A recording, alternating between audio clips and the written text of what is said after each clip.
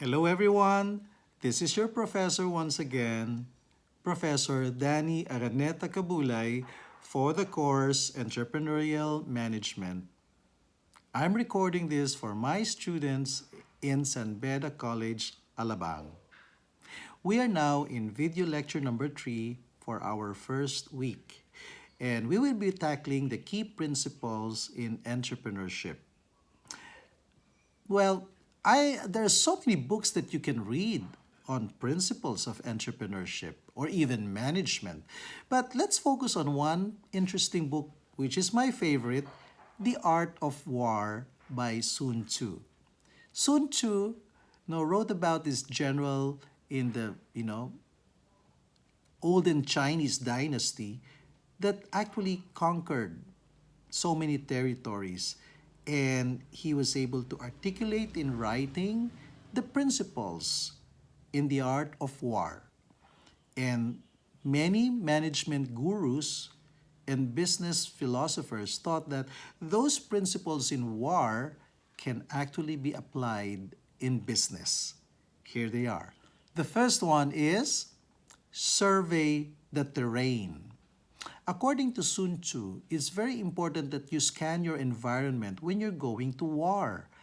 Well, if you apply it in business, business is like going to war when you go into a business. So you have to scan your environment, the industry where you belong, and be alert in spotting opportunities. That is what he meant by the first principle, survey the terrain. The second principle is train well the generals and the army. Of course, you are just as good as your own army, and your generals are your key henchmen. So if you have bright and intelligent generals, you can never go wrong. So they must be loyal to you, they must be competent and qualified. Similarly, in business, you have to take care of the team that runs your business. Because if you take care of your people, they will in turn take care of the business. Try to neglect them. Try to disregard their feelings, their welfare. Do not motivate them. They will in turn sabotage your own business. You know what I mean? Train well the generals and army.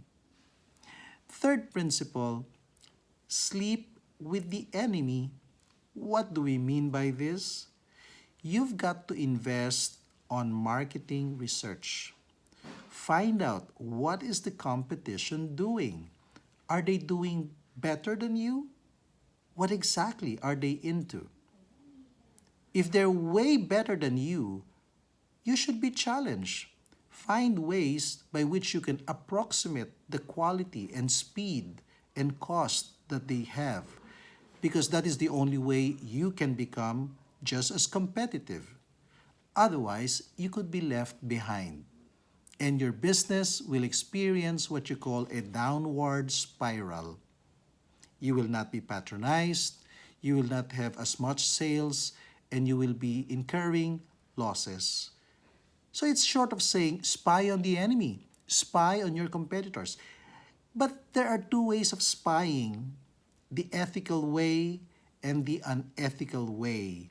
If you have to bribe people for information, that is not ethical.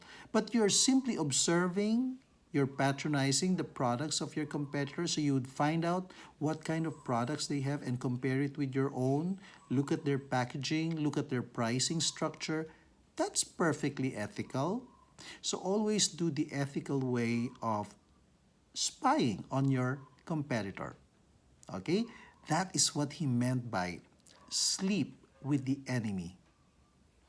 Then, number 4, check the enemy's Waterloo. Every competitor has strengths and weaknesses. Now that you're aware of their strength because you slept with the enemy, it's principle number 3. Now, find out where are they weak at. Saan sila mahina. Doon mo sila titirahin. Okay? So lahat naman ng companies may kahinaan. Find out where are they weak at. That's where you become strong. Because that becomes your competitive edge. So that means you strive to differentiate. Try to be different. Try to find a special characteristic that you have that the others do not have. Okay? Finally, prepare well the plan of attack.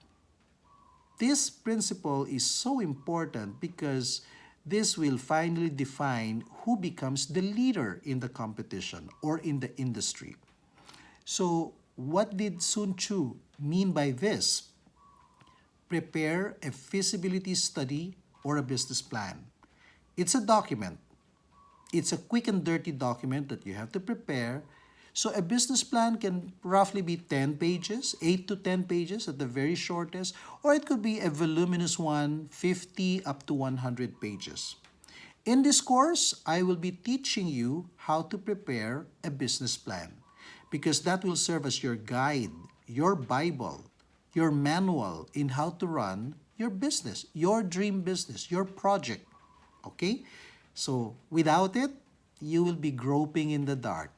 You will be clueless on what are the steps or important things that you need to work on. So a business plan will give you that necessary boost and that necessary guidance. Okay? So remember, prepare well the plan of attack. So let's try to reiterate again the key principles in entrepreneurship according to Sun Tzu's book, The Art of War. Number 1, survey the terrain. Number 2, train well the generals and army. Number 3, sleep with the enemy. Number 4, check out the Waterloo of the enemy. And number 5, prepare well the plan of attack. Now, a second topic in this video lecture number 3 is looking at the profile of an ideal entrepreneur. Now that you know the principles, question is, do you have what it takes to be an entrepreneur? We're not yet talking about successful entrepreneur. Just to be one. Nasa iyo ba ang katangian ng isang negosyante? That's a good question. Look at the mirror. It's a good thing to reflect. Do you have what it takes to be an entrepreneur? Well, there are many characteristics we look at. Sabi nila, mga entrepreneurs daw, may itsura. Guwapo, maganda. Really? Ang mga entrepreneur ba, kailangan may height requirement? Dapat ba 6-footer? Or at least 5'4" kung babae? No. Baka beauty queen contestant ang hinahanap natin. No. Ang entrepreneur ba kailangan matalino? Pag mahina ang IQ, hindi pwedeng maging entrepreneur? Those are very discriminating questions and characteristics. Actually, none of those would be considered attributes of a good entrepreneur. There are only 8 important attributes of entrepreneurs. How did I arrive at this? I read a lot of biographies of successful entrepreneurs. I've scanned the internet on very good entrepreneurs. And I know a lot of people in my own circle, my connections, my friends, my relatives, the people I know who have been successful entrepreneurs. Some of them may have failed, but at least they are entrepreneurs. Malalakas ang loob. If you have the money, do you have what it takes to be an entrepreneur? Not necessarily. Here are the 8 characteristics of a good entrepreneur. Number 1, grit and drive. That means you're the type of person who does not give up easily. You are smart, you are driven. You know that you can be an entrepreneur. You believe in yourself. You don't need other people to motivate you. You have grit and drive. Number 2, resilience. An entrepreneur is somebody who is really very patient, very persevering, somebody who will actually, go the extra mile. So resilience is the second characteristic. So that is a very strong word. Under difficulties and adversities, an entrepreneur will keep on going. he will never stop. He believes that he will finish what he started. Number 3, resourcefulness. In Tagalog, there is a beautiful term for that, madiskarte. So, being madiskarte does not mean you're intelligent. Marami akong kilala na matatalino pero kulang sa diskarte. Being smart is being madiskarte. Are you the type of person who is resourceful? So, kung meron kang problema at mahirap isolve, ginagawan mo ng paraan. That is a resourceful person. That's why managers who are very smart can become entrepreneurs because that smart characteristic of theirs, that resourcefulness, can make them a good or successful entrepreneur. Number 4, integrity. Integrity is about honesty. It's about being trustworthy. It is also about being transparent. So maraming ibig sabihin ng integrity. It could also mean professionalism and ethical. Okay, being ethical. So that means you do the right thing all the time. Okay? Hindi ka nanlalamang ng kapwa mo. Hindi ka nanloloko. You are truthful all the time. Okay? Now, number 5, diligence. Diligence in Tagalog is pagiging masipag, masinop, matiyaga. So, a diligent person can become an entrepreneur because in many cases, you will start alone.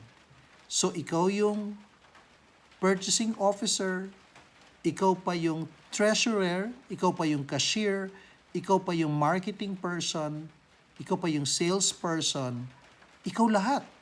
In a small business, it's possible that you will be the jack of all trades. You will be doing everything because you're a micro-entrepreneur. You still cannot afford to hire an employee. In some cases, micro-entrepreneurs start alone. Mag-isa lang sila. So you have to be masipag. You have to wake up early in the morning to buy materials, then you process the product, then you sell the product. At the end of the day, you're so tired, and yet you feel so fulfilled because you earn good, honest money for the products that you sold. That's an entrepreneur's diligence. Then, number 6, foresight. That means you're able to anticipate problems. You have a vision, okay? You are proactive. You try to think of solutions even before the problem happens. You prevent problems from happening because of this foresight. So, importante pala yung foresight kasi nakakatipid ka, you save a lot of money. If you don't have foresight, you will end up spending a lot of money on creating solutions to the problems that have happened in the business. And number 7, leadership. You are the leader of your company. Even if you're alone, you are the follower and the leader at the same time. But if you have employees, like you have 10 employees, you are the leader of 10. And they look up to you. You better be a good role model, a good example. And then, you coach them, you teach them. You can develop the next leader after you. So when you're absent or you're sick, somebody's going to take over because you were able to train them well. You coach them. So if you find a good replacement for you, so you can take a rest for a while, or you can have a vacation, or if you're sick and indisposed and you cannot come to work, somebody takes over, that is a sign that you have done well because you were able to train another leader. The role of a leader is to produce more leaders. Finally, faith. This is probably the most important one. Have faith in yourself. Have faith in your people because you believe in them. You don't think of them as dishonest. And finally, most important aspect of faith, having faith in the Creator, in the Almighty God.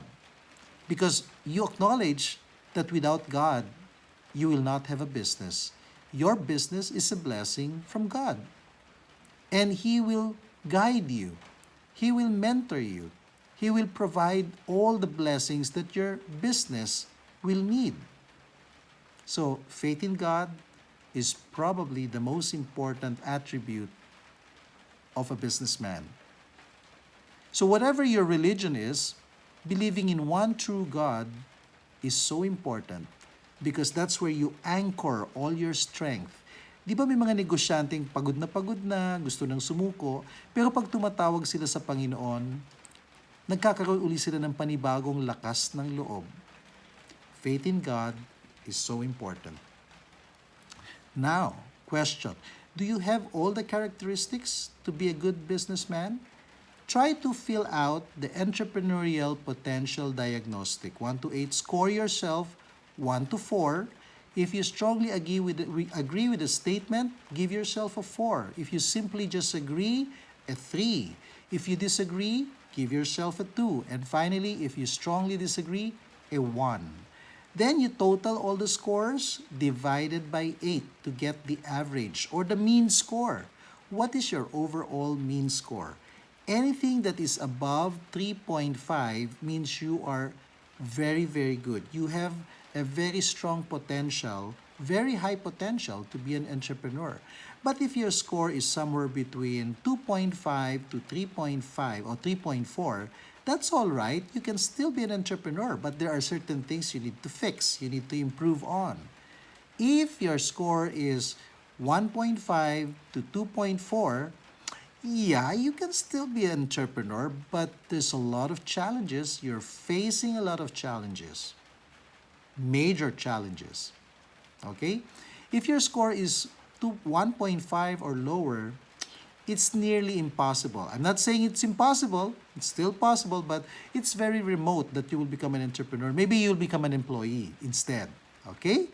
So it's not the end of the road for you. You can still survive. You can still have a career, but maybe not as an entrepreneur, but as an employee. Okay? Try to score yourself honestly. And here's now pop question number 3.